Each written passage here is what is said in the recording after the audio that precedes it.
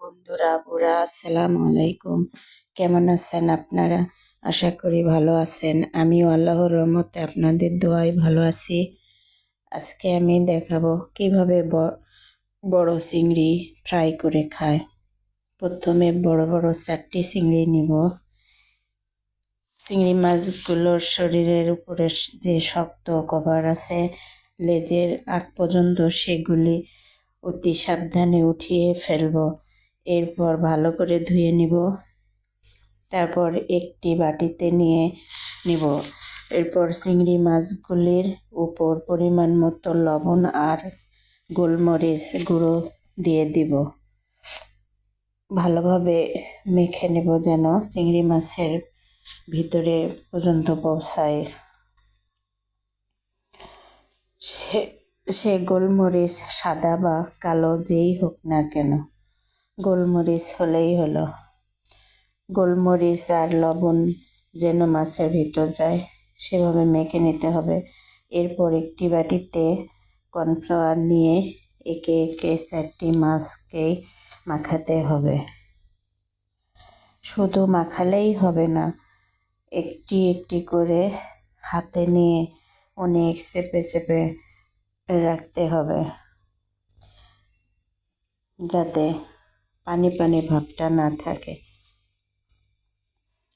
আবার ওইদিকে অন্য আর একটি বাটিতে ময়দা, কর্নফ্লাওয়ার, বেকিং পাউডার নিয়ে সব মিশিয়ে তার উপর আবার পরিমাণ মতো লবণ, হলুদ গুঁড়ো, মরিচের গুঁড়ো দিয়ে সবগুলো ভালোভাবে মিশিয়ে নিতে হবে। তার আগে আবার চিংড়ি মাছগুলো চাপে চাপে কর্নফ্লাওয়ারগুলো মিশাতে হবে, যেন কোনোভাবে পানি পানি ভাবটা না আসে চিংড়ি মাছের শরীর থেকে। খুব ভালোভাবে কর্নফ্লাওয়ারগুলো দিয়ে মিশাতে হবে।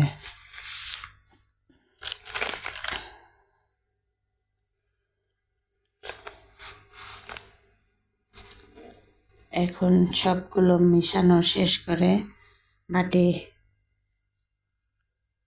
ওই বাটি সরাই রেখে আরেক বাটিতে সব কিছু মিশিয়ে তাতে দিয়ে দেব মরিচের গুঁড়ো, হলুদের গুঁড়ো, পরিমাণ মতো লবণ, সব কিছু দিয়ে ভালোভাবে আগে মিশিয়ে নেব।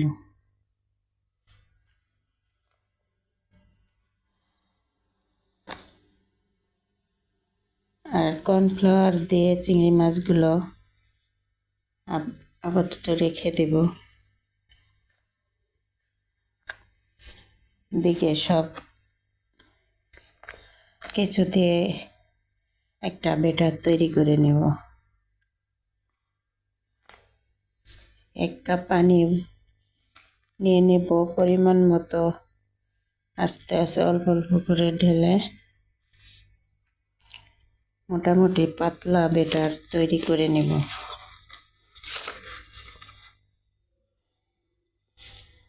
একটু ঘন ঘন নাড়তে হবে, অল্প করে পানি দিয়ে বুঝতে হবে যে কী পরিমাণ লাগবে।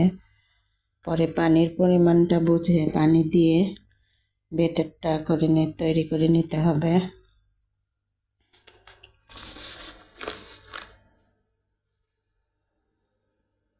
একটু সময় লাগতেছে, যাই হোক।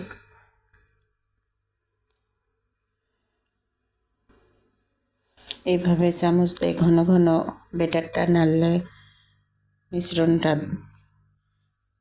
দলা লাগে না, ব্যাটারটা ভালো হয়ে আসে।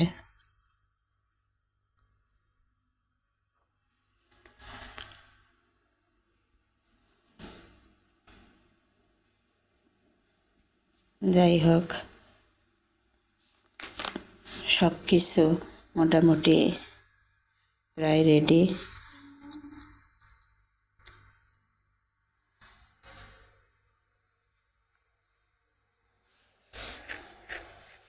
ওইদিকে চুলায় আগে থেকে কড়াইয়ে তেল দিয়ে রেখেছি, কারণ তেলটা অনেক কড়া গরম লাগবে। চুলাও অন করা, কারণ এগুলো ভাজার জন্য অনেক গরম তেল লাগবে।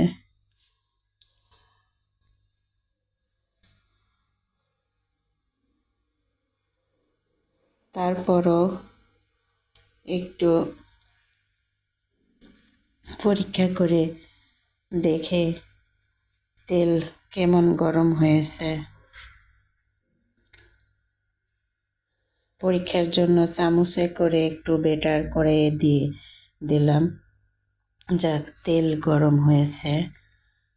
শেষবারের মতো মাছগুলি আবার চেপে নিতে হবে, কারণ চিংড়ি মাছগুলো থেকে পানি বের হয়। এই পানি অর্থাৎ ভেজা যেন না থাকে।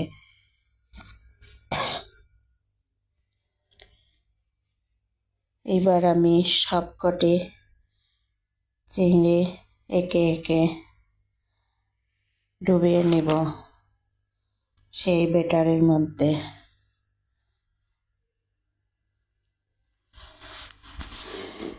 এরপর একটি একটি করে দিয়ে দিব সবকটি গরম তেলের মধ্যে। অনেক কড়া করে ভেজে নিব। প্রথমের দিকে অনেক সময় নিয়ে ভাজতে হবে,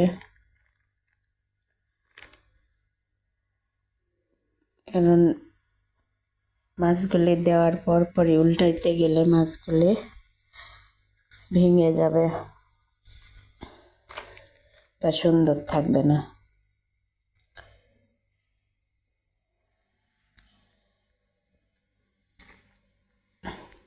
তেল অনেক গরম করে নিতে হবে। যাই হোক, তেল অনেক গরম ছিল, তো মাছগুলি দেওয়ার সঙ্গে সঙ্গে লাল হয়ে এসেছে। তারপরও একটু সময় লাগবে,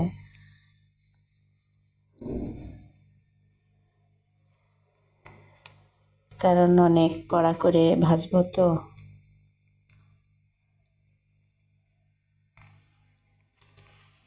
এর ফাঁকে আপনাদের দেখায় আজকে কি কি রান্না হয়েছে বা হচ্ছে।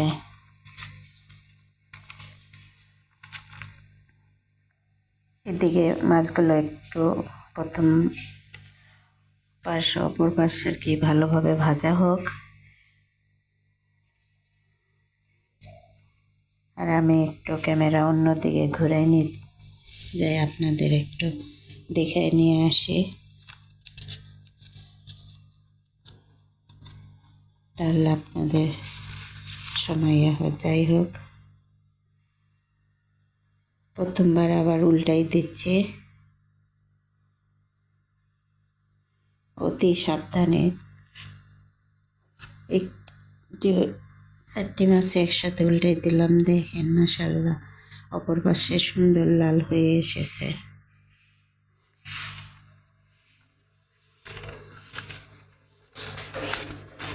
একটির সাথে আরেকটি লেগে গেছে, এর জন্য খুলে রাখতেছি, মানে একটু আলাদা করে রাখি,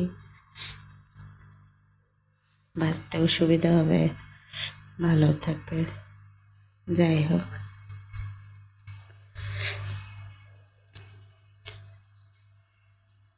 মাশাআল্লাহ সুন্দর লাগতেছে দেখতে।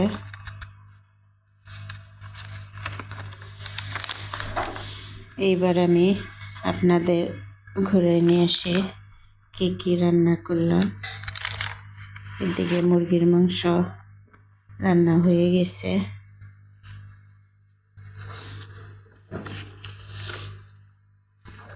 লাল লাল করে মরিচ রেখেছি, ভাজবো চিংড়ি মাছের মতো করে। আর এদিকে ছোট মাছ মূলা দিয়ে চচ্চড়ি, এটাও প্রায় হয়ে এসেছে। কালারও মাশাআল্লাহ সুন্দর এসেছে।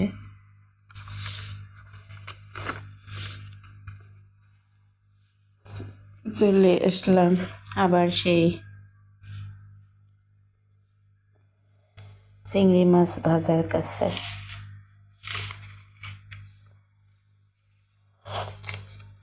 রেস্টুরেন্টের মতো করে চিংড়ি ভাজা মুখে লেগে থাকার মতো। শেষবারের মতো উল্টিয়ে পাল্টিয়ে নিয়ে উঠিয়ে নেব।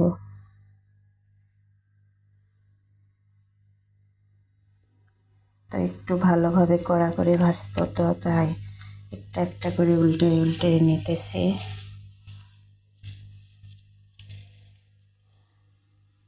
সব কটা মোটামুটি অনেক সুন্দর হয়েছে, মাশাআল্লাহ। কড়া অনেক হয়েছে। একটু পরে উঠিয়ে নেব সবকটি। এরকম একটু বাসায় বানিয়ে খাবেন, দেখবেন খুব স্বাদ লাগে।